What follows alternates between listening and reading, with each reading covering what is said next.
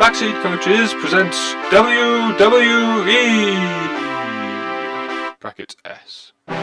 I've got a good world's weirdest event for you this week. Oh, I'm excited. I feel that on this one we're getting in at sort of like the ground level as well. Excited. An investment opportunity. That's very exciting. Oh, like I'm always looking for investment opportunities. So yeah, with all your spare dough. Yeah, exactly. Throw some money behind something. Have you got some WWE names for me? I do. Mine are cryptic. Okay, let me go first then. You have a computer theme this week, and tell me if you think. Are we talking like PC or console? No, PC. Okay, definitely PC. Good, because I need that to help. Yeah, me. it's always you wouldn't understand them otherwise. I don't think. It's very specific. Tell me if you've heard them before. I don't think I have, but I might have done. So you can be the battering ram. No, not heard that one before. It's very good though. It's not bad, is it? It is good. You can be the solid state soldier. Okay. Or you can be the very hard drive. Gaia. I'll be the battering ram. Okay, then battering. So yours are clues as to where we might be going. Okay. They're very cryptic. You might struggle. Oh, okay. If you need any more help, just let me know. They quite often are. They're quite often very difficult. You can be Colonel Backhanders. Okay. I quite like that. Quite like that as an idea for a wrestler. Yeah. Just backhand slaps everyone. Ciao, I slap you. 11 Hertz and Spices. Okay. That's good as well. It's another good one. Or the Dysfunctional Family Bucket. Another really weird wrestler. So I want to be 11 Hertz and Spices because that's really good. I really like that. I'm assuming that this is some sort of Kentucky-based thing, is it? It is. Yes. Is it chicken-based as well? No hint as to what we're doing. No, just place. Yeah. Okay. Come on then, battering ram. I don't know what else comes from the Kentucky Derby. Yeah, but I wouldn't have got it if you just said Derby. But that's not a very good name. Exactly. Dick Derby. Derby. We are playing a game of Hantis. Okay. Praying Hantis. That was where I was going with my first thoughts. But... I stole your joke. This game was invented by students at a Kentucky school. Okay. Who, after class, just started mucking about. As you do. And they sort of started turning this into a proper sport in 2005. Okay. And now, although it's reached like 72 countries, like they play it in 72 countries. Yeah. Like I said, I feel like it's still sort of ground level. At germ level. Okay. Yeah, we could again. Yeah. But essentially, you play in 2 teams of 2. Okay. Yeah. You have 4 tables spaced between 3 feet and 5 feet apart. 4 tables spaced 3 feet and 5 feet apart from each other. Yeah, so are they in a square sort of formation? Yeah. Okay, yeah. And then it's like spike ball. Okay. So, your team of 2 work together to strike their opponent's table whilst defending their own. So, 2 tables each. Yeah. So, strike the opponent's table while defending your own. So, it's not allowed to bounce on your table. Or if it does, it's a point to them. It is allowed to bounce on your table. Yeah. But then you sort of have to tot it up. Yeah. And then return it. Okay, a bit like table tennis. Yeah. So it's like table tennis, but you're allowed to use any part of your body to strike the ball. Okay. So you can tie it up with head, shoulders, knees and toes. And it's no scoop, right? You've got to tap rather than you can't like catch and throw again. No. Yeah. No cupping, grabbing, scooping. Yeah, got you. It has to volleyball be a rules. slap. Yeah. Or slap or hit. Yeah. Okay. But interestingly, a player is allowed to hit the ball twice during their offensive turn, and that can be twice in a row. Oh, it can be consecutively. It can. That is different to most other sports, isn't it? Yes. Usually you can't double tap. Okay, but you can only do it twice. How many times can you touch it? So during an offensive turn, all players are allowed 2 hits. So it's twice each. Yeah. Okay. So the rules, the way they were written was a bit complicated. So, but they gave an example. So each player, maximum 2 hits per possession. Yeah. Each team, 1 hit per table per possession. For instance, in one possession, you can hit the ball 4 times and the ball can bounce twice.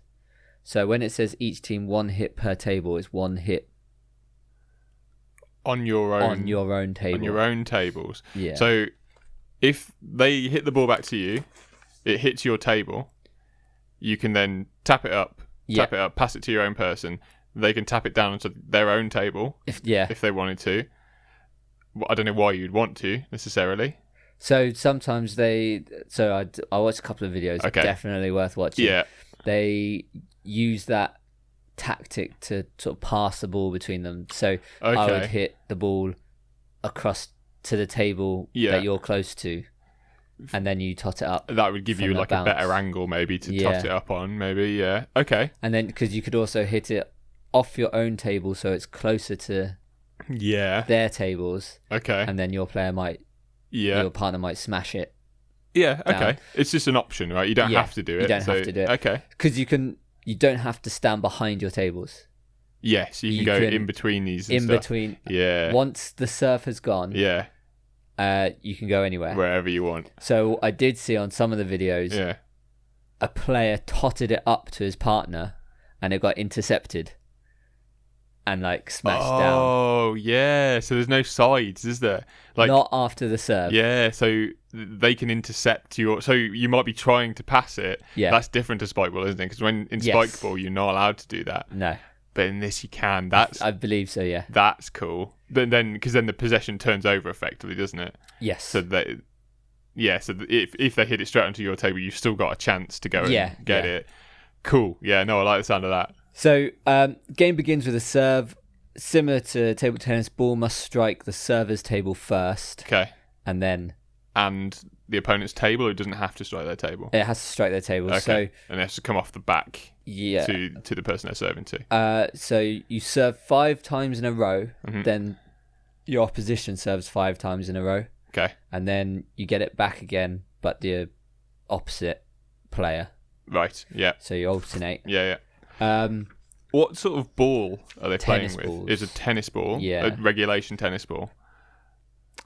Not sure. Okay. Because it's still grass level. It's just a small ball. But it's just whatever you can find to play with. Tennis ball is the most common. Yeah, okay. Even at sort of championship level. Right. I guess it doesn't really matter. No. Right? As long as it bounces right. Just use whatever ball you've got. The ball can bounce off walls, ceiling, chairs... X factors, they call them. Anything in the surrounding area with no penalty as long as it doesn't touch the floor. So is that's end of point is when it touches the floor? Yeah. Or if it bounces on your side or one of your tables more than once? Yes. Or you touch it too many times? So there's 4 ways to score a point. Hitting a table twice before changing possession. Yeah. A single table. Yeah. Hitting a table, then hitting the ground. Hitting a table, then hitting the ground. So, say you serve. Yeah. It hits their table, then hits the ground. Yeah. Because if you serve and it just hits the ground, then it's their point. It's their point, yeah. Okay. So, hitting a table, then hitting the ground. Yeah. Hitting a player 3 times before changing possession. Yeah. Hitting a player, then hitting the ground. Yes. So, I can serve it at you. Yeah. And if it hits me and then falls to the floor, then it's my point. It's point to the opposition, yeah. Double points can be scored only by hitting both your opponent's tables consecutively before hitting the ground. Oh. So if you can force your partner out wide, and they can hit both, like a skip shot off both tables, you get a double point. That's the only way you can get a double point. Yeah, I like that a lot. I love a double point gambit. Contact is allowed, but now we're talking. excessive roughness will be penalised. No, that's not really descriptive, is it? Like, what's excessive?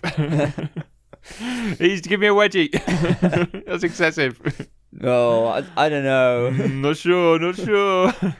How far are your pants wedged up you? Are they excessive or not? On every game point, so say you get, so it's a game to 21. Okay. You have to win by 2. Yeah. But if you're on 20 and I'm on, say, 12, yeah, if I'm serving, I'm allowed 1 fault on my serve. Okay. So you can't win on a foul serve, effectively. To encourage the losing team to go for a big serve, but not penalising them, and they lose the game if they don't get it in. Yeah, I like that. That's quite cool. Yeah, that is good. And up to what point? So if it's 20 all, if it's 20 all, well, it's not game point, I suppose, is it then? No, they're not game point. But if it's 19-20, then it is game point, and then you get the fault serve. Okay. So it's encouraging tight games. Yeah, I quite like that. Because I don't know how big an advantage a serve is if you can do like awesome serves. The serves are pretty cool. So from what I've seen of the tables, like you can play on just normal flat tables, like school tables. Yeah, that's how the game was invented, and which is why you can hit it off walls and stuff. And chairs and teachers and pet gerbils that they have in the classroom. But in sort of championships, the tables are slanted sort of slightly inwards towards the middle of the court. Yeah. So they're all pointing in so that there's an angle. So if you hit it against your table, it's going to come off going towards the opposition. But then it will bounce off theirs, won't it? Yeah. Slightly. Yeah. Okay. But yeah, you want it to go up to sort of prolong the game rather than like skipping off. Yeah, that's what I'm thinking is how easy is it to hit an ace, basically. Don't know. It sounds quite difficult. Like, it's quite hard to hit an ace in spike ball once you're at a certain level, isn't it?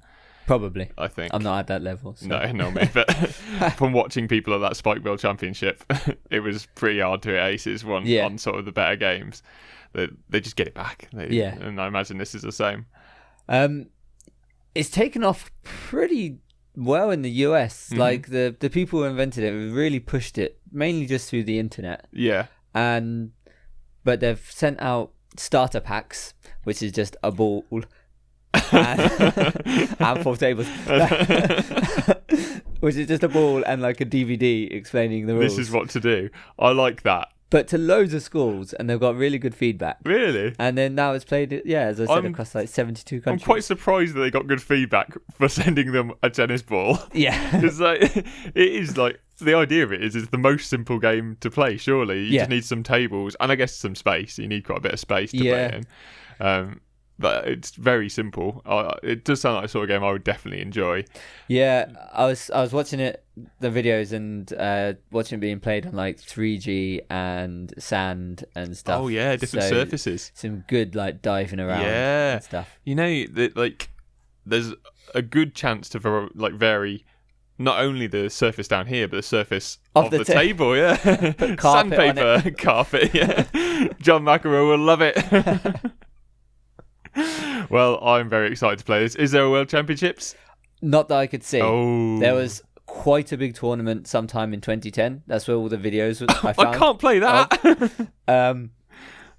But I'm sure... Well, 10 years ago, probably the 10-year anniversary tournament now, isn't it? Ooh. It's about that time. Ooh, yeah. So maybe a trip to Kentucky. Well, it sounds like it, so we're going to have to. Get some chicken. We'll see you there, partner. Backseat Coaches presents WWE !S.